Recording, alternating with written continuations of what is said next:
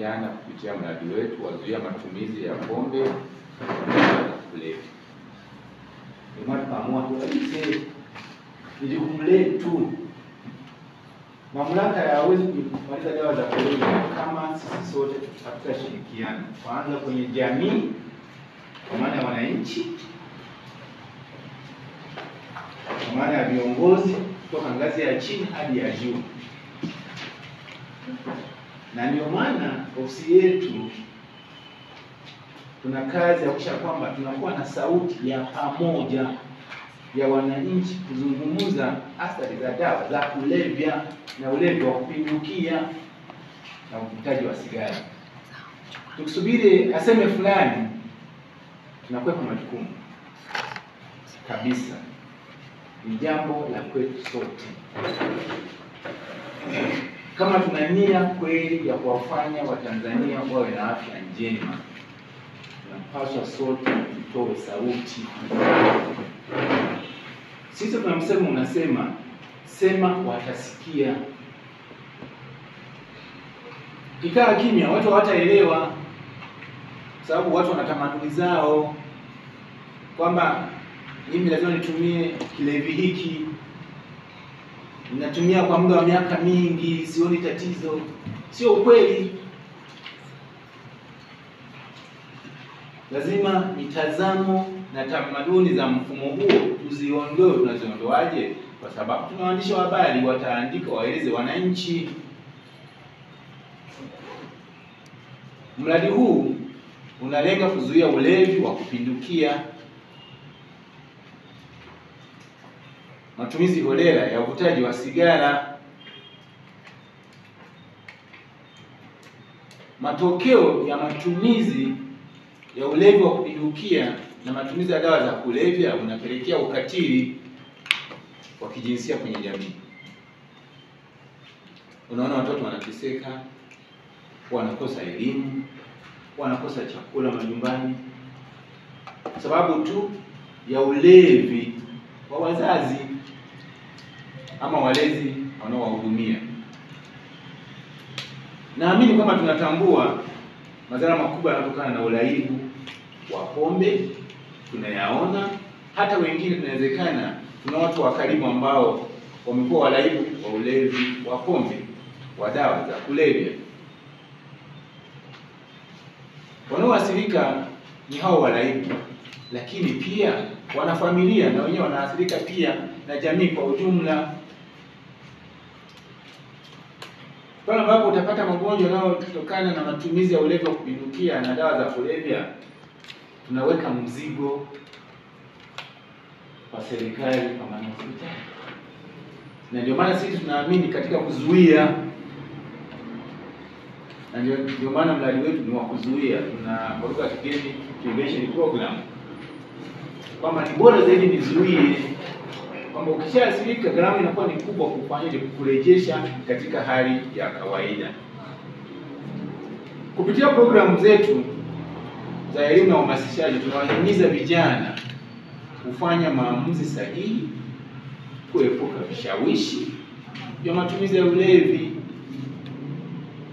na kujenga jamii yenye maadili na afya bora.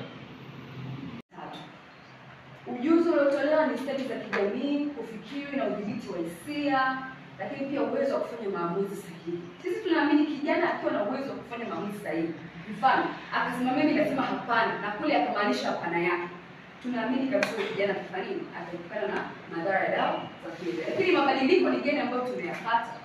Kwanza, kuongezeka kwa ujasiri na utendaji bora darasani. Na hii haijatoka kwetu sisi, imetoka kwa walimu ambazo tuko kwenye zile shule.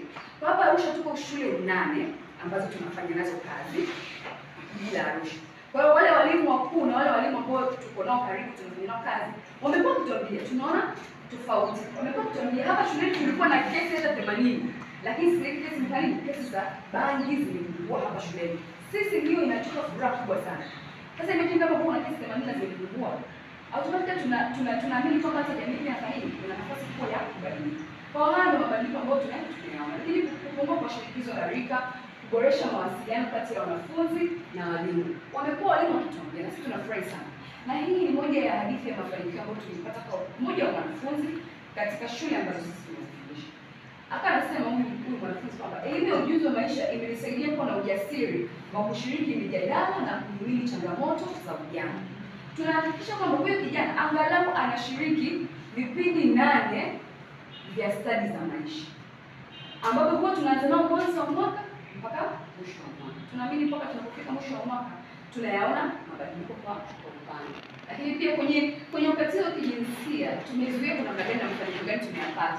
Wanufaika ambao tuliwafikia ni 4185, ikiwa wasichana ni 2479, wavulana 1706.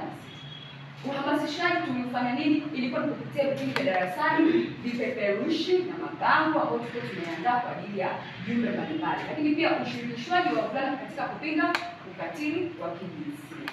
Mabadiliko gani ambayo tumeyapata? Kuongezeka kwa uelewa wa haki za watoto na wanawake, uhamasishaji wa wazazi na walimu kuhusu usawa wa kijinsia. Kwa hiyo tunakutana pia na wazazi, tunaongea nao kuhusiana na watoto wao, namna gani ambapo ukatili unaweza kumwathiri mtoto kisaikolojia, kimwili na hata katika jamii anayoishi. Lakini pia tulifanikiwa kusaidia uanzishaji wa dawati la ulinzi na usalama wa mtoto nje na ndani ya shule. Tulizianzisha kwa kushirikiana na halmashauri ya jiji la Arusha, kitengo cha maendeleo ya jamii, lakini pia tuliziwezesha zile kamati na mpaka mwaka jana na mwaka huu wanaendelea kuzifanyia kazi. Na tunaona mabadiliko makubwa sana, mfano kama watoto sasa hivi wanatumia maboksi. Tunaweza pia kuwapa suggestion boxes. Haya masanduku ya maoni kwa hizo shule ambazo tunazifundisha, tuweka masanduku ya maoni na tunaona mwitikio chanya kutoka kwenye yale kosi. Tupo na msaada, yani kitu chochote ambacho kinahitajika kutoka kwa upande wetu Blue Cross, sisi tuko tayari kushirikiana na nyie. Hivyo basi tunaomba tu mweze kufanya hii kazi. Maoni mengi yanatolewa kuandika makala nyingi zaidi. Tunaamini kwamba kitu cha kwanza tutakapotoka hapa kama waandishi wa habari, basi tuandike hiyo makala nyingi zaidi.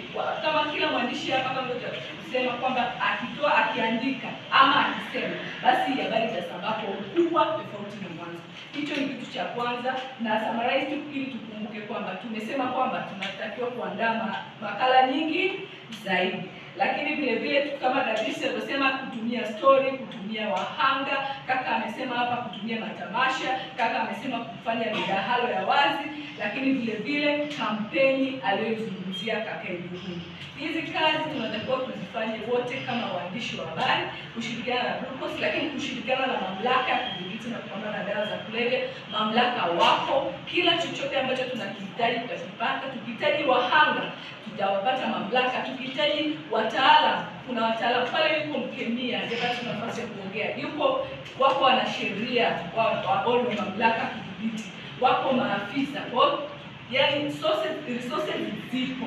Ni namna gani sisi kama waandishi wa habari tutazitumia resources hizi basi ili kuweza kupunguza matumizi ya dawa za kulevya na ukatili wa kijinsia katika jamii yetu. Tanzania bila dawa za kulevya inawezekana. Tanzania bila dawa za kulevya inawezekana.